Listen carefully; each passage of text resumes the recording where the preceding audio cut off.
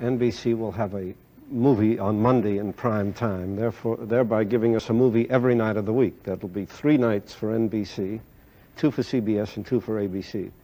And I predicted that very shortly the 3 networks would petition Congress to change the week to 9 days so that each of them could have 3 nights.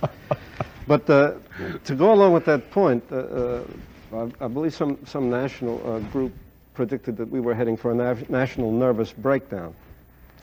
The anxieties and so forth. Now, when you put on an old movie, it's possible that it'll be a movie made about some social problem, but a problem that was contemporary 6, 7, 10, 15 years, 20 years ago. And that makes it safe.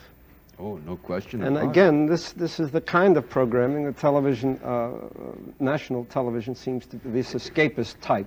Mm-hmm. It's reminiscent of television in its early days, when indeed there was certainly a race problem in those days. It wasn't out in the street.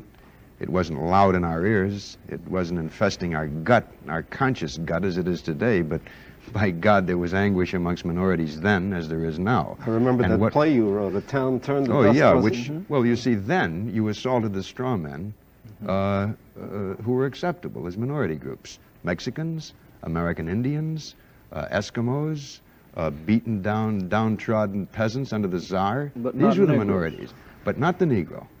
Now, consequently, I think the purpose, the point of a dramatic show, which is used as a vehicle of social criticism, is to involve an audience, to show them wherein their guilt lies, or at least, indeed, their association.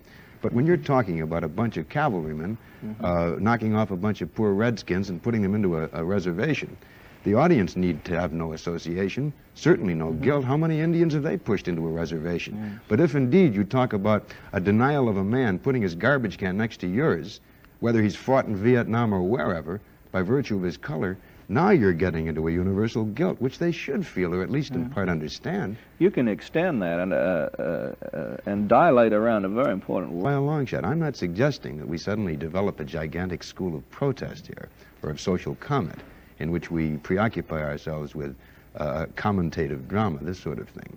But I do believe the nature of the times now demand that television takes positions, that it exposes both sides of controversy. I've yet, for example, I keep thinking this awfully, not to inject a political note into this, but I have a feeling we're dealing with a faceless enemy in terms of the Vietnamese. At least when Jack Warner ran Warner Brothers, I knew what a Japanese soldier looked like, albeit a cartoon version. He had gigantic teeth and myopic vision, and he ran around assaulting nuns and torturing Clark Gable. And indeed, the Nazi was the unregenerative animal with a whip. And he pointed with the whip for these 1,000 to go into that gas chamber and so and so. Now television gives us Hogan's Heroes. And next year, I suppose it'll be the Merry Men of Auschwitz. Yes. And a big a dance thing on the Death March of Bataan. Yeah, ballet maybe. A ballet of that sort. You see, I think this is a distortion. Now, when we're talking about, if indeed they want to have the temerity to suggest what is a moment in American history or world history, do it properly. But you know, one thing you may have to tell them a story of prejudice in parable form, in which they may step aside as third persons and cluck and say how awful we treat our minority groups. But at least they know that it's an evil, and they will recognize it as such. And by osmosis or some incredible process, will somewhere along the line be faced with a situation in which they too may have to exercise a prejudice and be conscious of it as an evil. Now, on Twilight Zone, for example, done during just as timorous a time as any other time, we made a comment on prejudice, on conformity, on intolerance, on censorship. But it's easy to do it when you're talking about Buck Rogers isn't allowed to write his memoirs in the way he wants to write them. Yes. So he puts on his backpack, his rocket pack, and he zooms over to the publisher. And they applaud and laugh and think how exciting and interesting. Now, it may well be that the inner message may never get through, but I think peripherally it does get through. I myself am not